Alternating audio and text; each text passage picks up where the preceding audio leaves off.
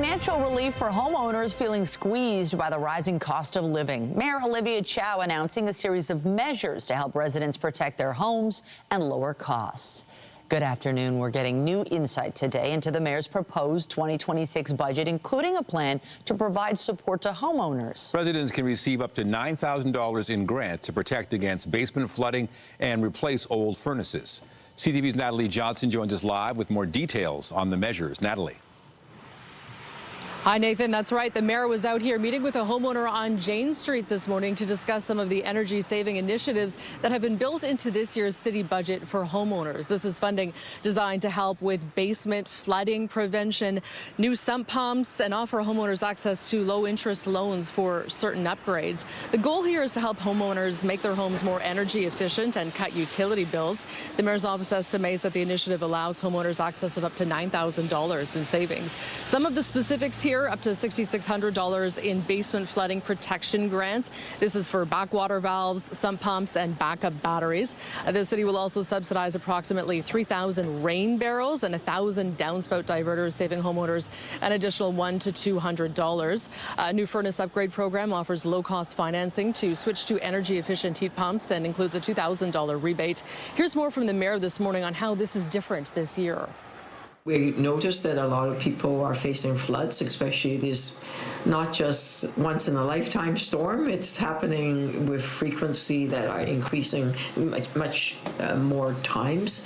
And since the last storm, I wanted to create a program. So this program that is saving $6,650 is double the subsidy. It used to be about $3,000 plus that people save. I heard from folks that when the power goes out, the sump pump won't work. And people then scramble to get a generator, and by that time the place is flooding.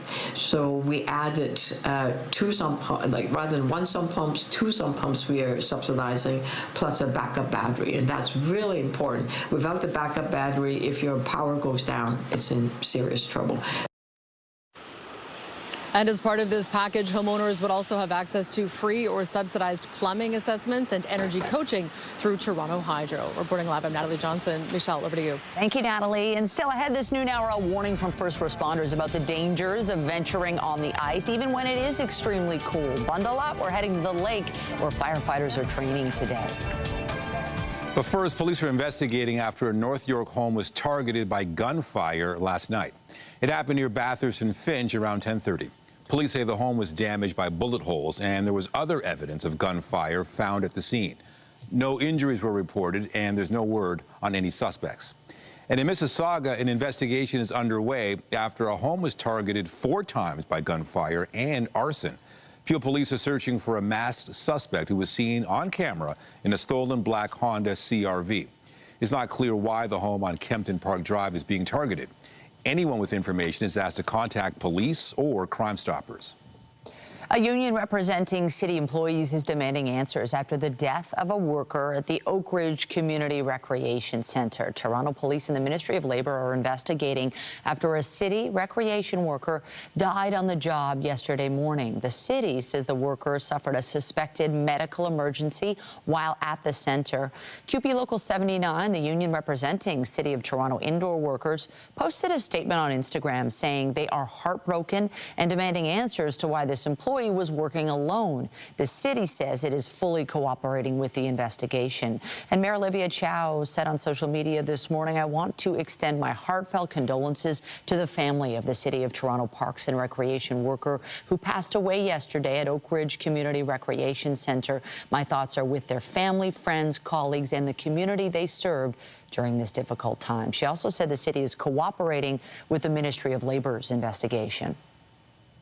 The city is bracing for some of the coldest air we've seen in years, with temperatures about to plummet into a deep freeze, and then more snow on the way this weekend. And Toronto's Marine Police Unit is warning residents to stay off the ice due to dangerous conditions along Lake Ontario and the Toronto Harbour. With more on this, we're joined live by CP24's Courtney Heels. Courtney, how is it out there this afternoon? It is chilly, but really nothing compared to earlier this week, and that is really part of the message through the Toronto Police. We've seen it all weather-wise. A lot of snow, very strong winds, waves out on Lake Ontario. That means the ice conditions are unstable. They're asking people to stay off the ice. I want to bring in Constable Stacy Kellough with the Toronto Police Marine Unit. Constable, what have you guys been seeing over the last couple of months? The water, the ice, it's not safe right now, but people still venture out here. Yeah, thank you. Yeah, thanks for help getting this message out today. We just finished up our ice rescue course as well, and the last 2 months we've had people falling in the water 6 times over November and December, and this wasn't frozen on Monday. And as you saw earlier today with the ice rescue going on, this is just a fast freeze. It's probably like 3 to 4 inches. We were out here on our ice boat into sheltered waters into the island, and it even took us a little while to get up onto safe ice over there. This is dangerous.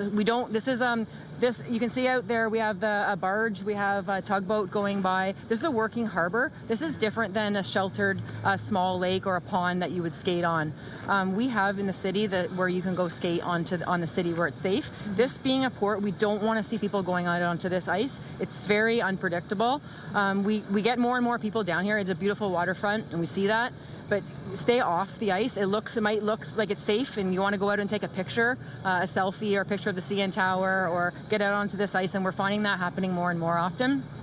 But we want to remind people, this just froze. It's not safe to be on. You shouldn't be on it. It is a port. It's federal waters. There's no swimming in the harbor, only at the safe locations at the beaches. So you shouldn't be out onto this ice. Again, it's a working harbor. If you were to go in, unless you're wearing the gear that I have on, and I've planned for this. This is intense gear you have on here. Yeah, I've layered up. I have a full dry suit. I have my rescue life jacket on. If I fall through, you will fall through fast and hard, but I will stay buoyant with the life jacket on. So wear a life jacket if for some reason you have to venture out onto the ice. Put it over your gear, because if you were to fall through with nothing, this water is moving underneath. You will go through hard, and fast. And keep your hands up if you do. You want this hole right here. Use the ice to stop yourself. Hold on to that. Someone's got to call 911. We're going to come right away. We have to respond fast for ice rescue. It's the only thing. You cannot go out onto the ice. And if you see someone, call 911 right away. Look for something to throw. Even behind me, there's these life-saving stations along the waterfront. Throw something to somebody, call 911, let them know to hold on to that ice. If they can kick and try to roll themselves up onto the ice and go the same way that they came, and hopefully they can self-rescue themselves. Absolutely. Constable, thank you so much for your time, and a really good reminder there at Michelle and Nathan. I mean, it's a matter of seconds, minutes. If someone falls into the ice, you need help right away, and that's why these officers have been busy with this rescue training throughout the course of today and really all week. But the message is still out there, asking people to not go out on the ice because it is not safe. Over to you. Yeah, an important reminder. Thank you, Courtney. We have more news in a moment, but first, here's a live look at the city this afternoon. We just talked about it. Temperatures are about to plummet. A deep freeze is on the way, and then on top of that, another major snowfall is expected to arrive Sunday.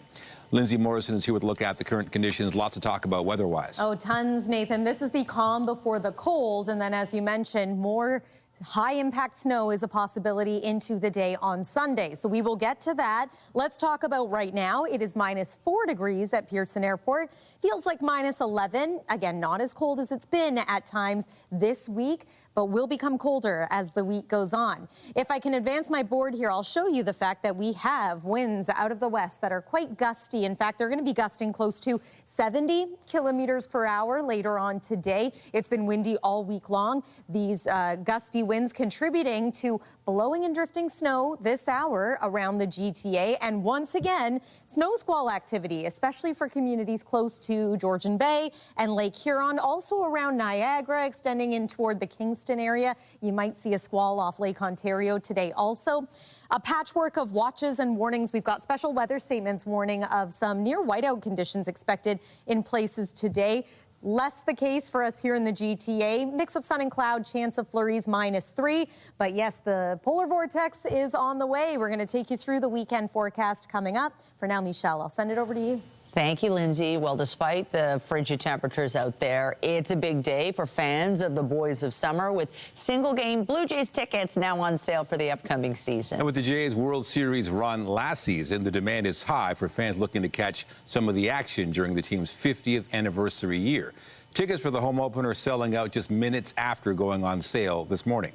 CB24's Beatrice Vaisman joins us now live from Rogers Centre with reaction from fans this morning. I'm sure there's a lot of hype there already, Beatrice. No question about it, Nathan, Michelle, tons of hype. And I mean, we're not surprised considering the Jays went all the way to Game 7 of the World Series. Just 15 minutes after the tickets went on sale at 10 o'clock, they were all snatched up for the first game, March 27th, a 3-game series against the Athletics. The cheapest tickets for that game were $147. There's still some tickets available for the game the next night up in the 500 level, coming in at about $65. But when you talk about the hype, I mean, we're live inside the Jays store, and they've got some new gear, and it really kind of walks fans through what it was like to be a Jays fan. I mean, Vladdy Guerrero Jr., a few amazing slides in the playoff series, and really, who could forget the Springer Dinger? Well, if you want a shirt to commemorate that incredible moment, 3-run homer in the series against Seattle, some new swag to pick up here as well. I mean, these guys took the fans on a wild, wild ride this past year. And really coming from nowhere. No one saw it coming, but fans obviously loved it. I mean, I was here in the Jays store during the playoffs when all these jerseys were just flying off the shelves. Guys like Addison Barger, Jose Barrios, Ernie Clement, who came to an agreement actually before arbitration with the Jays. And then Chris Bassett. You got guys like Dylan Cease, a brand new addition to the Jays roster, the pitching roster. And that was a huge get. Dylan Cease snapped up by the Jays for the opening, rotation, the pitching rotation, when you've also got guys like Kevin Gossman, like Shane Bieber, who also signed for a 1-year contract. Fans are really, really excited, Michelle and Nathan. I mean, when I've been talking to some fans outside of the Jays store today, they tell me that being a fan this year was just magical. What this team brought to the city when it came to the hype was just something so special to be a part of. And fans who didn't necessarily follow the Jays all that often became fans in a big way, having watch parties and office parties and really just get-togethers to celebrate everything that this team was bringing here to the city. So you can imagine why the fans are going to be showing up in a big way as well for the Jays. Amongst these jerseys, though, a name that's noticeably missing, number 11, Bo Bichette. Of course, homegrown talent. Up until a few days ago, he had never been anything other than a Blue Jay. He's now a New York Met. And so fans are going to miss him. He'll be back, though, right here in the Dome. You can see it beyond those glass doors. Canada Day, Bo Bichette back in the house, but first, March 27th, opening day here against the Athletics. You can imagine what the roar is going to feel like and sound like in those seats, guys. Oh, the Dome will be rocking. CB24's Beatrice Vaisman, thank you so much. You're getting us all so excited. It'll be a lot warmer then, too, when the game starts. Marineland has reportedly presented a plan to the federal government to ship its remaining whales and dolphins to several institutions in the U.S. The Canadian press is citing several sources with Marineland who say the Niagara Falls theme park has a narrow window to ensure the safe transfer of the 30 whales and 4 dolphins. It has given Ottawa an imminent deadline to issue export permits, or it will proceed with its backup plan to euthanize the whales and dolphins. Federal Fisheries Minister Joanne Thompson's office says she will be reviewing the export permit applications as soon as possible. Ontario's new private recycler is facing a review after saying it won't collect overflow recycling in some areas starting this spring. Circular Materials took over residential recycling pickup from municipalities on January 1st. The CEO of the company tells CTV News some areas in the province will have automated cart collection systems that require all recycling to be placed inside bins. The authority, which enforces recycling laws in Ontario, tells CTV News it's working with the company to ensure its compliance with Blue Box regulations. It states all recycling set out for curbside collection must be picked up. New data is revealing a concerning trend for parents of children in daycare. Ontario's licensed childcare centres are increasingly relying on underqualified staff amid a workforce crisis. A report by the nonprofit group Building Blocks for Childcare found there has been a spike in the use of director approvals. These are exemptions that allow non-registered early childhood educators to fill roles that normally require certification. The number of director approvals in Ontario has risen from 159 5 years ago to nearly 2,000 in 2025. Researchers say these approvals were originally intended to be a short-term tool. As Metrolinx and the TTC face questions over the launch of the Finch West LRT, the Ontario Liberals are calling for more details on what's going on with the long-delayed Eglinton crosstown. The line runs 19 kilometers along Eglinton Avenue, and it includes 25 stations and stops from Kennedy to Mount Dennis. The crosstown was originally set to open in 2020, but that date's been pushed back several times amid the pandemic, litigation, and other issues that arose during construction. Last month, the province said work was substantially complete, and the line could be handed over to the TTC. No opening date's been set, but Premier Doug Ford has long said riders would not get on board before it was safe. He recently suggested a February opening date was possible. No one wants to open an unsafe line, but for God's sake, why are you coming out with dates that you know it's not going to work? 2020, 2022, 2023, 2024. Do you want me to keep adding dates? Stop keeping the people of Ontario in the dark. It's been 8 years.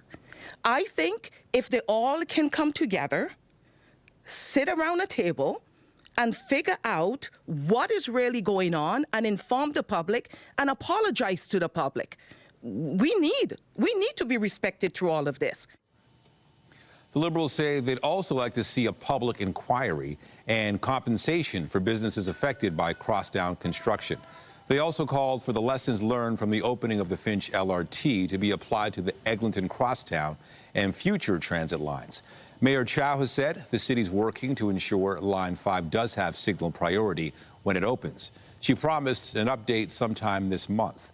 We've asked the province about the Liberals' call for a public inquiry. We're following developing news out of Ajax this afternoon. A woman is fighting for her life after being struck by a vehicle this morning. Here's a live look at the scene in the area of Kingston Road and Ritchie Avenue. This crash happened just after 11 a.m. Police say the woman was rushed to hospital with serious, life-threatening injuries. The driver of the vehicle remained at the scene. The intersection is closed at this point. The cause certainly not yet clear, and this investigation is just getting underway. U.S. President Donald Trump seems to be changing course on his threats to take over Greenland and backing off on tariffs against the EU. CTV's Scott Hirsch joins us with the latest on this. Scott, the U.S. president is walking back on those threats on Greenland, and the EU now says he struck a framework on a future deal. What's the latest? Nathan, on one hand, you have the U.S. president announcing the framework of this deal, making that announcement on social media yesterday after speaking with the NATO chief, Mark Rutte. Now, on the other hand, today you have the Prime Minister of Greenland saying he doesn't know anything about the specifics of this deal, but says he is willing to work with the U.S. on more access to Greenland and also work with the larger NATO alliance through Denmark. Here's more from the Prime Minister of Greenland in his comments a short time ago. I want a respectful and good dialogue where we can discuss that kind of things. We already have a defense agreement with the United States through the Kingdom of Denmark. We are part of the NATO framework. We are willing to discuss and do more. We have a responsibility. So let's talk about it through the right channels in a respectful manner. Then I'm sure we can work something out that benefits all of us. So you have Donald Trump announcing a framework for this deal, not just for Greenland, but the entire Arctic region. But at this time, no more talk of ownership of Greenland and stepping back from threats of tariffs against countries who appeared to stand in his way. Now, we know little about the specifics, but Donald Trump has suggested it could mean more troops, a greater U.S. military presence in Greenland, and that additional discussions were being held for the Golden Dome defense system, with Greenland being a key player in that. Also, it could include greater access for the U.S. for critical minerals in Greenland. Now, this change of tune, the dramatic reversal, coming after a sit-down with NATO Chief Mark Rutte. But lots of questions in terms of what happens if the negotiations don't go well or don't go the way the U.S. side wants. Could the U.S. president shift back to threatening tariffs against countries standing in his way? Could he shift back to talk of owning Greenland? That, of course, is all a very realistic possibility, as the president has assigned the vice president, secretary of state, and his special envoy, Steve Witkoff, to lead the charge in these negotiations and report directly back to him, Nathan. Right, and then another question, what could this mean for Canada's Arctic sovereignty? There are 8 countries with territory in the Arctic, including Canada, so this is a very real possibility that Canada does need to step up its presence in the Arctic and step up its investment in the Arctic, its military investment as well.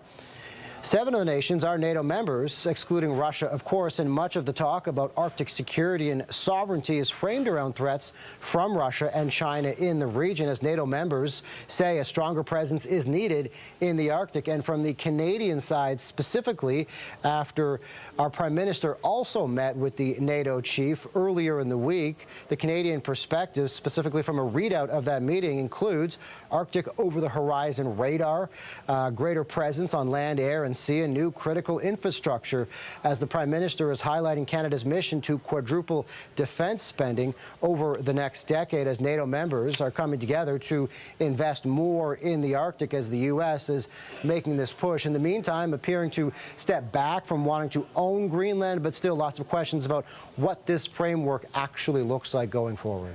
All right, CTV's Scott Hurst in the CTV National Newsroom. Thank you. Thanks, Nathan.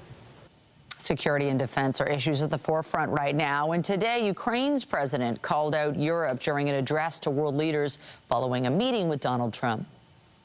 Just last year, here in Davos, I ended my speech with the words, "Europe needs to know how to defend itself." A year has passed, and nothing has changed. We are still in a situation where I must say the same words, but why? The answer is not just about the threats that exist or may appear. Each year brings something new for Europe and for the world. Volodymyr Zelensky insisted Europe needs to act now and described it as a fragmented kaleidoscope of small and middle powers. The Ukrainian leader says Europe looks lost trying to convince Trump to change instead of taking the lead in defending freedom worldwide. Zelensky discussed security guarantees and a plan for post-war recovery during his meeting with the U.S. president. Also in Davos, Donald Trump inaugurated his Board of Peace today. There was a signing ceremony for the project that was initially seen as a small group of world leaders overseeing the ceasefire between Israel and Hamas, but has changed to include mapping out a future of the Gaza Strip. Trump says 59 countries have signed on to the board that will act in coordination with the UN, but some American allies have declined. Canada's Prime Minister said last week he's agreed in principle to join. And speaking of the Prime Minister, Mark Carney is now back in Canada and will meet with his cabinet in Quebec City for a 2-day retreat. CTV's Jeremy Charon joins us live now from Quebec City.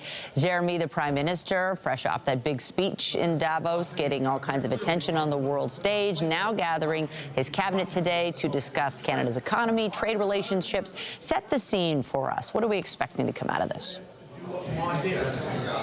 Yeah, Michelle, look, I think a lot of what has transpired during this overseas trip will take precedent, be front and center as the Prime Minister meets with his cabinet here in Quebec City.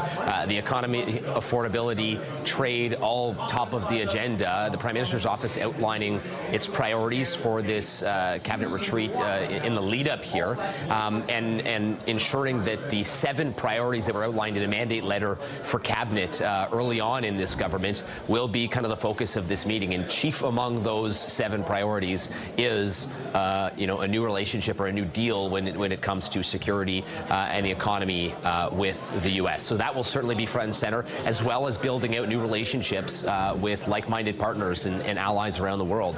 Exactly what the Prime Minister has been doing in this trip. So those 2 kind of top themes that the government has outlined for themselves and has done so for a while really fit into what has transpired over the last 9 days as the Prime Minister has been abroad. A new trade deal in China, a stop in Qatar, and then that speech, as you've referenced, in Davos, that captured the attention around the globe. The President of the United States afterwards reacting was not happy with what the Prime Minister had to say, said that Canada lives because of America, despite the fact that Prime Minister Carney actually received a lot of support and kudos for that speech from leaders around the globe. So we really expect that to be kind of front and center here. The Prime Minister will make remarks at 1 o'clock. It'll be the first time he speaks since his speech and since Donald Trump made his comments. So we'll be looking to hear what he has to say, and that speech is expected to really lay out the government's priorities and really lay out the agenda for this cabinet retreat. Now, the other thing that everyone here is kind of talking about and is hard to ignore is the fact that this cabinet retreat is being held at La Citadelle here in Quebec City, which is literally a fortress that was built by the British Army to defend from a potential American attack that never came. So there is symbolism in the location where this is being held. The Prime Minister's office has not commented as of yet on whether that was intentional or addressed that symbolism at all. But hard to ignore, Michelle, the fact that we're literally standing in a fortress for this meeting, given everything that is happening in the world right now and everything that we've heard from Donald Trump. It definitely is interesting and sends a message. CTV's Jeremy Charon live for us in Quebec City. Thanks so much. Yeah, anytime. Over to you. So we know that cold weather is on the way. We're going to start to notice it as early as overnight tonight. Here's a look at what you can expect for the evening and the overnight hours. It's eventually going to feel like minus 20 out there, but that pales in comparison to the actual core temperatures we're expecting this weekend. So it had me wondering, when's the last time it was this cold? Saturday, we're forecasting a high of minus 15. Last time we had a day that cold was back in 2018. Last time we had an overnight low of minus 20 was almost 3 years ago. Last time we had a low of minus 30 degrees, that was all the way back in the early 90s. We're not forecasting an overnight low of minus 30 degrees, but it is going to feel like that. We'll take you through the weekend forecast after the break.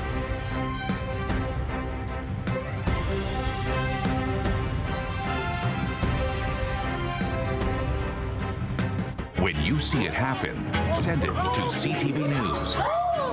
Text 10400 from your screen to ours. Text 10400.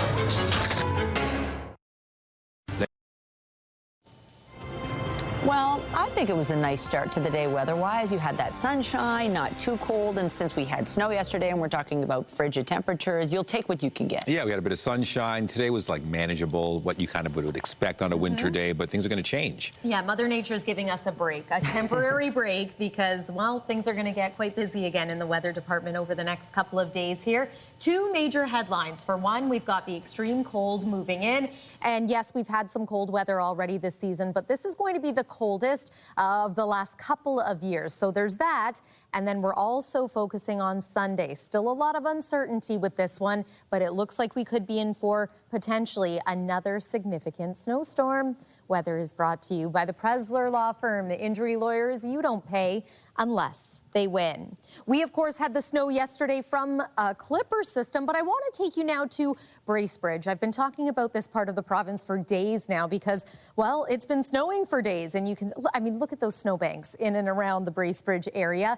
There were quite a few traffic woes in this part of Ontario, communities east of Georgian Bay dealing with blinding snow squalls in addition to the snow piling up, reduced visibility leading to accidents on the roadway. And of course, it's also slippery out there once you get that snow piling up. So this is an ongoing story in this part of Ontario, Muskoka, Simcoe County. We'll show you the radar in just a moment, but we are going to begin with the cold that has already moved into places places like Saskatchewan, Manitoba, and parts of northwestern Ontario. Look at that. It feels like minus 45 this hour in Red Lake. A look at the almanac. So what I want to do here is just remind you of the fact that our seasonal norm average daytime high is around minus 2 degrees. Some records to watch over the next couple of days. For example, the record to beat today, as far as a low is concerned, is minus 28 degrees. We're not going to fall that cold, certainly not today. Tonight, we're going to drop to about minus 11 degrees, so that may seem significantly warmer. However, it is already going to feel into the minus 20s once you take the winds into consideration. And this isn't even our coldest night. So looking ahead to tomorrow, daytime highs should be around minus 10 degrees, but that could happen early in the morning. The afternoon temperature is more likely to be somewhere around minus 13. That's quite cold, feeling into the minus 20s. And then this overnight low, we've been talking about it for days as well. About minus 22 degrees is what we're forecasting in Toronto. Daytime highs tomorrow, right across the board, we are in minus double-digit territory. It is going to feel very cold for your Friday, but also for your Saturday, and we'll get to that in just a moment. Here is the snow part of the story. There is the snow squall watches and warnings that remain in place. Also some special weather statements for communities near the shoreline of Lake Huron today. Thanks in major part to these very strong winds coming off of those Great Lakes. And that contributes to the snow squall activity. For us here in the GTA, it's leading to some local blowing and drifting snow. We don't have a lot of snow, accumulating snow in our forecast over the next 24 to 48 hours here, but we could get clipped. There's overnight tonight, so just a heads up on that. And then notice how these squalls start to change direction as we tap into more of a northwesterly wind into Friday. That, of course, changes who's getting impacted by the snow squalls. It also ushers in that colder air that we're expecting. So Saturday's forecast daytime high, minus 15. Minus 15 would be cold for an overnight low this time of year. So that's going to be very uncomfortable during the day Saturday. We will enjoy some sunshine before the cloud takes over. And then here's Sunday. So periods of snow at least, perhaps snow heavy at times, especially as we make our way into the second half of the day. And then that raises concerns about Monday morning commute as well. Looks like this cold weather, while not as extreme as the weekend, below average conditions look to follow us through next week and right to the end of January. That's your forecast for now. Michelle, over to you. Thanks, Lindsay.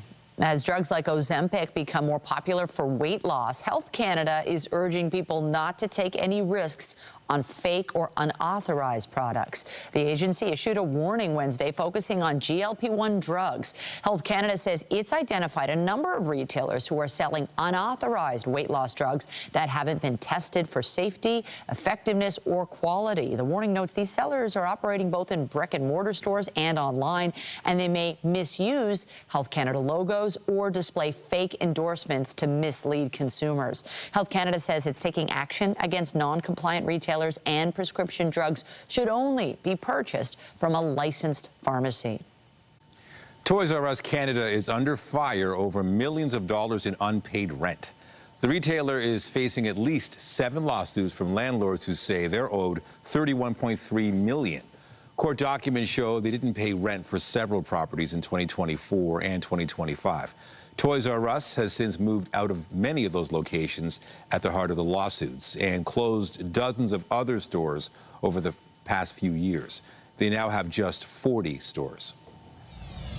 The Oscar nominations are out. Find out who will get the chance to take home Hollywood's biggest prize and who was snubbed. CTV's Andrea Case joins us after the break with a full breakdown of the noms.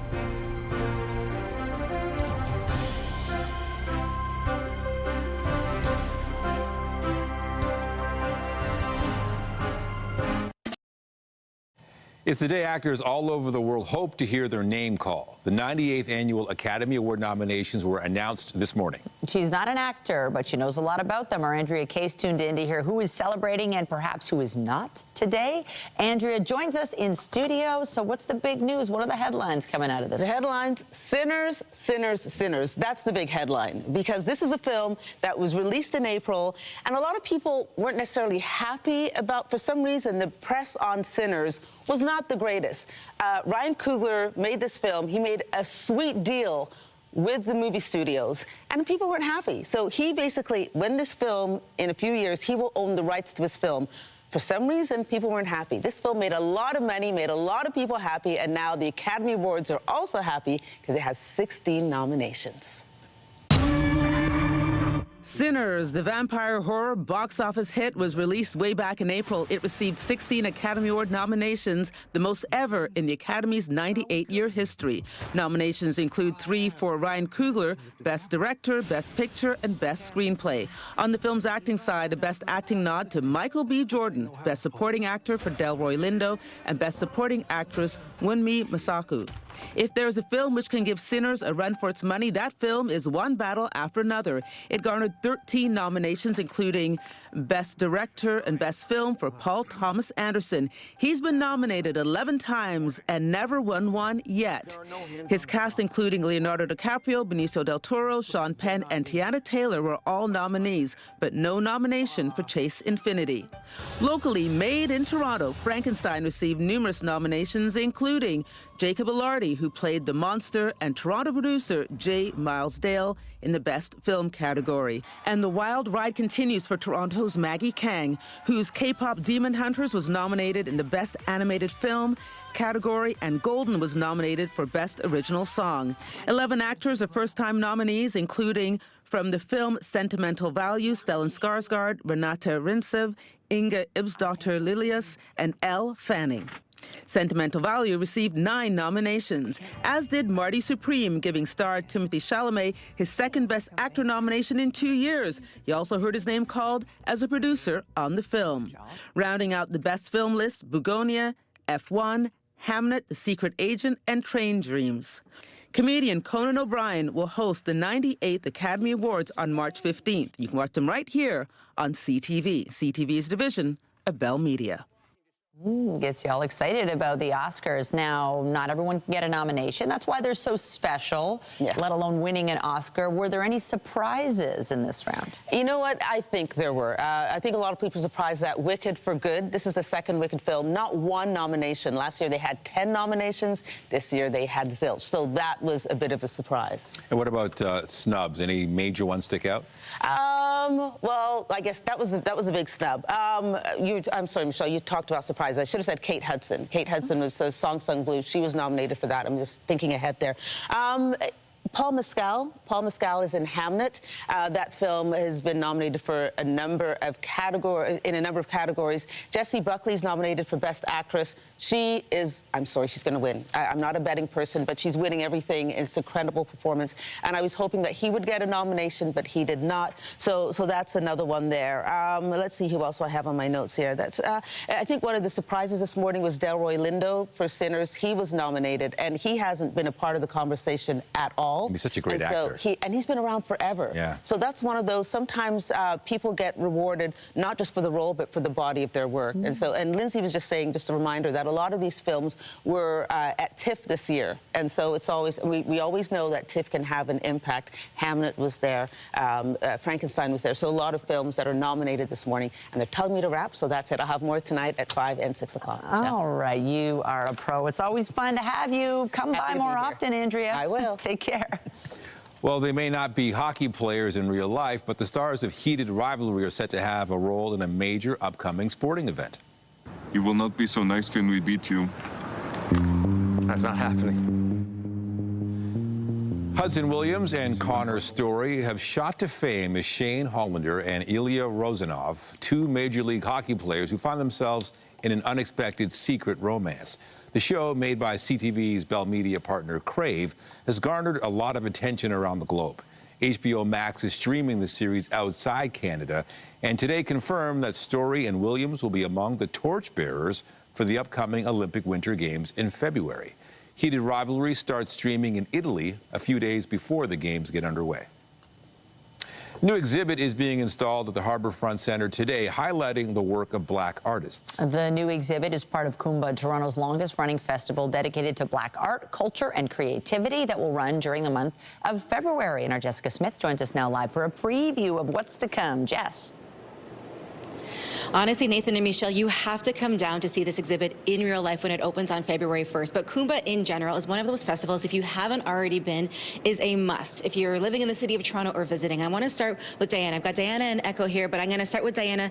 You are one of the masterminds behind Kumba, but talk to me about why this is such an iconic and staple type of event here in our city. So it's always a reunion here at Kumba. We're celebrating 31 years, and Harbourfront does a really excellent job with showcasing the diaspora through all genres, music, dance. We also have our DJ skates, visual arts, and much more. And speaking of much more, behind us, it's being installed as we speak, but Echo, you're the artist, the visual artist behind this series. And if you love Lego, this is going to blow your mind, because I looked at these pieces and none of it looks like Lego to me, but I think maybe that's the point. But explain to me what this series is and what it's called. Yeah, it's called Building Black and Morphea Spiritual Starships, and it's essentially inspired by science fiction, interstellar vessels, and West African mass-making traditions. And there are so many different little features in this. When it comes to putting these pieces together, there's about 16 of them. How much time did it take? How does that process work? Yeah, it's a pretty fluid process. I mean, each piece has its own time frame. So one could take 3 hours, 4 hours, another could take, several days. But yeah, it's, I sketch out some ideas sometimes, but most times I really just like to get my fingers into the material, because Lego is just so tactile, so the urge to just get in and start clicking, and then basically the process informs the artwork. And Diana, I want to ask you about including different mediums, because I feel like every time I visit Kumba, I hear about it, there are so many different things. Why include all these different representations of art and culture? So as a Black culture and with the diaspora, there's just so much, and we need to have something for everyone, and that's what you'll find. Whether it's wellness, whether it's music, whether it's spoken word, whether it's dance, we have it all here for you. And we have our family Sundays, so lots to dig into. And again, there's something for everyone here. Echo, I want to ask you, before we send things back inside to the studio, putting these pieces together, because there's such a cultural connection for you, you have a Ghanaian background, what was it like kind of being able to represent your culture and your community in these pieces? Yeah, it's a fabulous feeling, because so often we're either misrepresented or not represented at all. And so often our culture gets co-opted. So it's really important, and it feels good to be authentically representing the culture, Representing and having so much fun. It all begins on February 1st and runs through to the end of August. So make sure you come and check it out and come and meet both of them. But we're going to send things back inside to the studio. Thank you, Jess. Still to come, he's supposed to stop goals, but now he set a record by scoring 2 of them. We'll introduce you to the OHL goalie who set a new scoring record.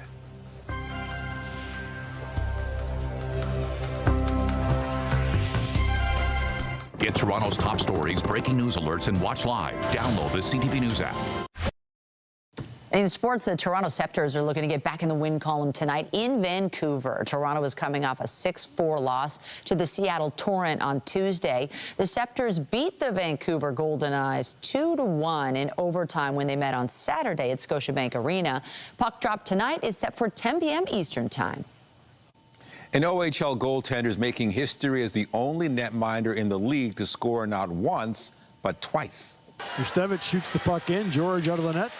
Shoots it up for Boers, down the ice, and into the net. Carter George scores! Carter George plays for the Sioux Greyhounds and was a member of Canada's World Junior team. Now, he scored his 2nd career goal last night as his team beat the London Knights. Coming up, bowling a perfect game. Meet the 14-year-old who knocked down a dream on his 22nd game of the day. We'll tell you what he won for being perfect and why the rare feat won't officially count.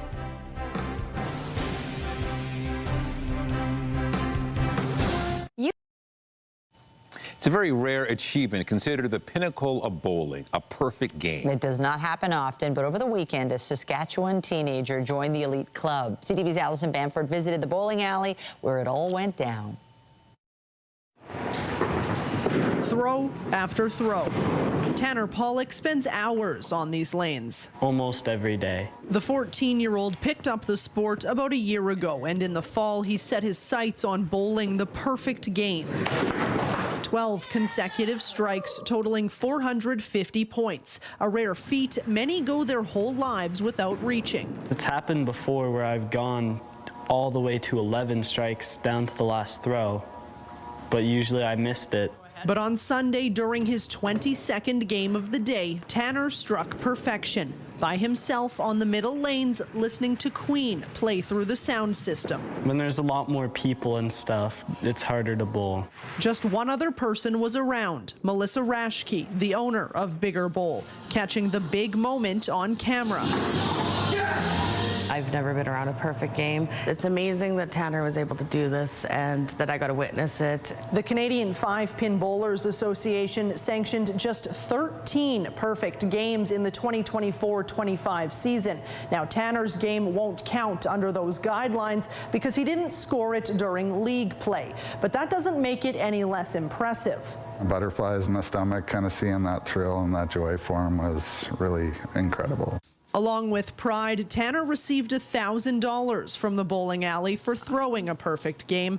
He'll put that towards new bowling balls, shoes, and a bag to help chase his next goal.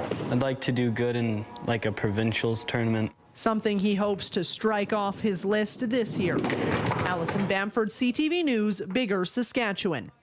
Congrats to Tanner. When was the last time you went bowling? I don't know, but I use the bumpers, and then you get and even then you don't get a perfect game. Hey, he needs to go pro. That's pretty cool.